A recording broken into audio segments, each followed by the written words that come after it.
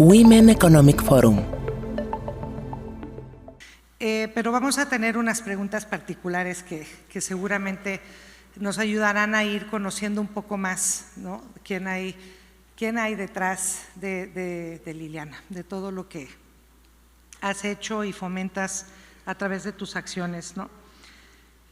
La primera pregunta, Liliana, va más enfocada al Paseo de la Mujer, porque sí queremos abrir después un poquito más hacia otras experiencias que has tenido en apoyo a la cultura y el arte. Pero en particular, nos conocimos hace no mucho en temas relacionados al Paseo de la Mujer, por temas obvios, ¿no? Estamos en el Women Economic Forum y sé que no es lo único que haces para mujeres, pero ¿qué fue lo que más te inspiró, ¿no? Sabemos que fue en un viaje a Canadá, que te llevó a crear este espacio para Monterrey, con obviamente impacto en el país y seguramente más allá. Cuéntanos un poco cuál fue la inspiración y por qué llevar adelante el Paseo de la Mujer Mexicana. Bueno, muchas gracias, Michelle, por haberme invitado. Aquí está todo mi equipo, mis amigas, consejeras, veo varias caras y bueno, pues muchas gracias por invitarme y permitirme estar aquí con ustedes. Así fue, Michelle, en un viaje a Canadá en el 2004. En ese entonces, mi esposo Federico Sada González, que en paz descanse, era presidente del Comercio Exterior Mexicano, que representaba a la iniciativa privada fuera de México para las inversiones extranjeras en México.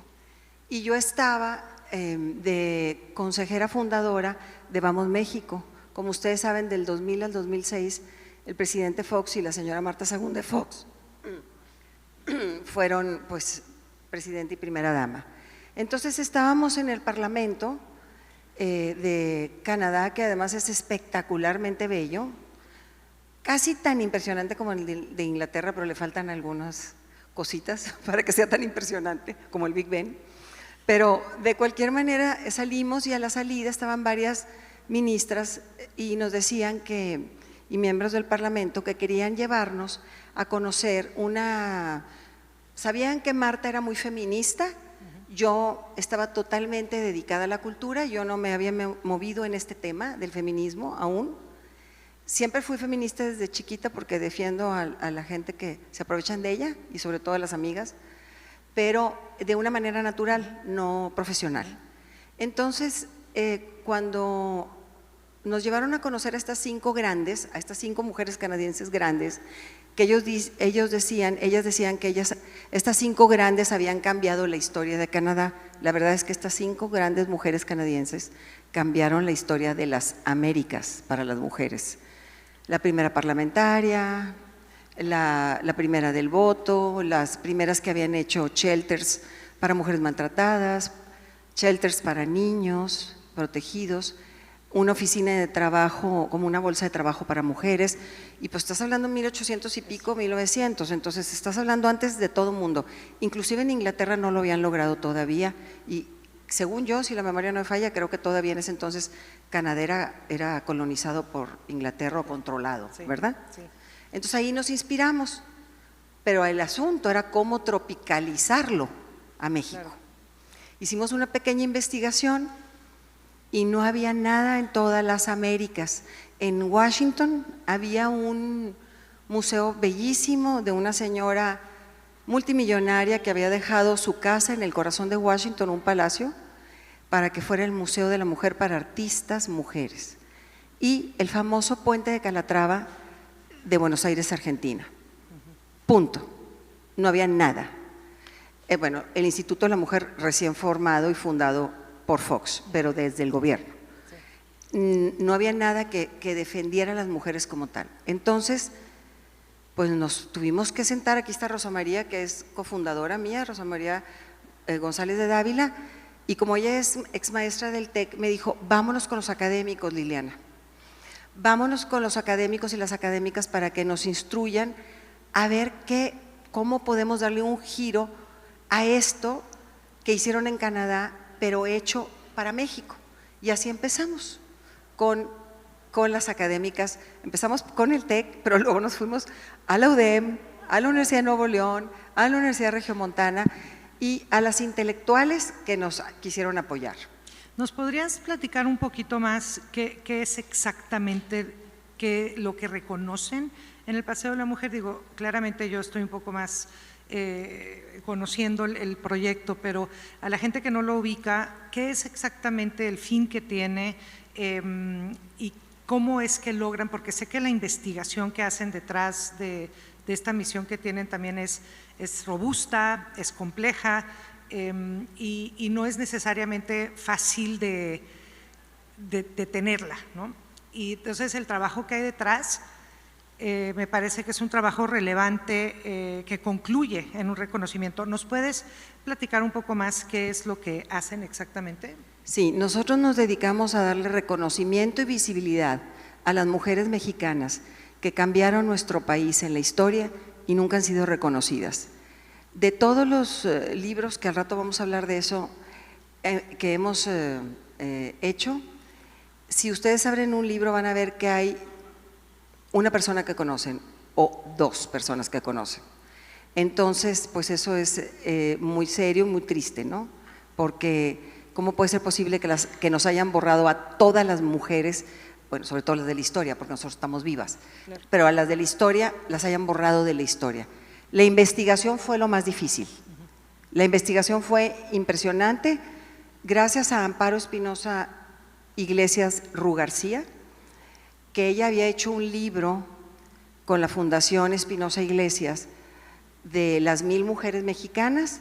Tuvimos una pequeña base, porque cuando yo preguntaba, ¿quién nos podrá dar una pista? Y me decían, pues Amparín Espinosa Iglesias, es la única que ha hecho investigaciones al respecto, porque ella tiene una fundación maravillosa, extraordinaria, para ayudar a las mujeres a hacer microempresas. Entonces, es una fundación bancaria y ella promueve esto, ¿no? Y sacó este libro que se llamaba Las 1000 mujeres, pero me dijo, Liliana, vas a batallar mucho para encontrar, porque nosotros no encontramos información. Viene el nombre, el apellido, la fecha de nacimiento, el acta de defunción, y a veces ponemos, se dice que hizo esto, ¿me entiendes? Pero no hay información. No había evidencia, sí. No había, dijo, y no hicimos la investigación porque yo quería hacer las 1000 mujeres de golpe. Entonces así empezamos. Okay. Y cuando empezamos a buscar en las universidades, pues nos decían, no sabemos, no conocemos, no sabemos quiénes son, nunca las habíamos oído, etcétera, etcétera. Qué interesante. La verdad es que es un proyecto que creo que lleva reconociendo más de una década. ¿Y cómo has visto la evolución desde que iniciaste? ¿Cómo has visto la evolución de la mujer desde aquel entonces hasta ahora? Pensando que esto comenzó 2014, 2012. No, cuando fuimos a Canadá era el 2004, cuando empezamos a construir el parque, que nos llevó 5 años porque tuvimos que hacer un fundraising muy exhaustivo, porque es 1,5 hectáreas, que es un bosque y construida con fuentes y jardines, una espiral, un caracol, un puente de cristal, etcétera, y estelas de cristal donde reconocemos a las mujeres en la historia. Pues empezamos la primera vez que reconocimos a alguien en el 2010. Okay. Y ahí nos acompañó Margarita Zavala de Calderón. Sí. Entonces, ¿hay alguna evolución que has visto desde el 2010 al 2024 hoy en estos temas de la mujer? O sea, ¿te has dado cuenta que el perfil de la mujer que tal vez han reconocido o más mujeres que han podido ustedes visibilizar, ves algún avance o cómo lo percibes? Pues sí y no, ¿verdad? Sí, porque creo que yo tuve mucha suerte, porque yo no conocía este tema y me tuve que meter de plano, echar un clavado y aprender, ¿ok? Y lo que nos pasó, que creo yo que fuimos muy afortunadas, fue que estaba este movimiento del Me Too en Estados Unidos, que inclusive hay una mexicana muy metida ahí, que es precisamente Salma Hayek, pero está Meryl Streep, todas las grandes artistas norteamericanas están metidas en esto, y había en Francia y en Inglaterra, pero ya movimientos muy establecidos. En España, Rosa Montero creo que es una de las que escribe y habla mucho siempre de esto, y la verdad nos subimos a la cresta de la ola. Vimos que podíamos hacer más impacto si seguíamos un movimiento y así empezamos. Y la verdad, no hay mucho cambio, pero yo sí estoy convencida, Michelle, convencida que el siglo XXI es el siglo de las mujeres, porque gracias a las redes sociales que hoy por la mañana hablaron tanto de la tecnología, yo creo que el tema de ese simposio ha sido la tecnología. Correcto. Hay una muy buen hilo conductor de ¿verdad? La tecnología aquí. Bueno, pues resulta que yo siento que gracias a la tecnología este movimiento no se puede parar, porque ahorita tomas una foto, la subes a cualquier redes sociales y dices lo que está pasando. Entonces, ¿cómo paras eso? Antes porque todo se tapaba, se le echaba tierra, pero ya no, eso ya no puede ser. Entonces yo creo que ya esto viene para quedarse y para hacer justicia. Y sí, claro, y a revolucionar de una manera mucho más, yo diría, contundente, transparente, con cierta agilidad, ¿no? en la información que hoy tal vez podemos tener de una manera más precisa, ¿no? Ahora hablando un poco más a nivel personal, Liliana, ¿cómo te ha impactado liderar este tipo de proyectos? Yo diría, ¿cómo te ha impactado en tu vida personal, en tu vida familiar? ¿Cómo te satisface o qué es lo que te lleva, te inspira para ir siguiendo este tipo de proyectos en tu entorno?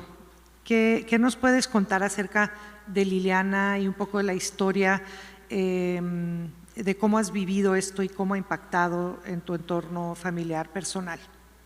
A ver, ¿tú te refieres a las mujeres o a mi vida? A tu vida. Ok. Tuve la suerte de estar casada por 50 años con un hombre extraordinario, un caballero, y eso ya estás de ganancia, claro. Porque Federico siempre fue un hombre que me animaba a hacer las cosas que me interesaban, y de hecho él me hacía una broma cuando yo le decía, fíjate lindo, yo le decía lindo, él me decía linda, y fíjate lindo que me acaban de invitar a entrar en este consejo, ¿no? Women Economic Forum.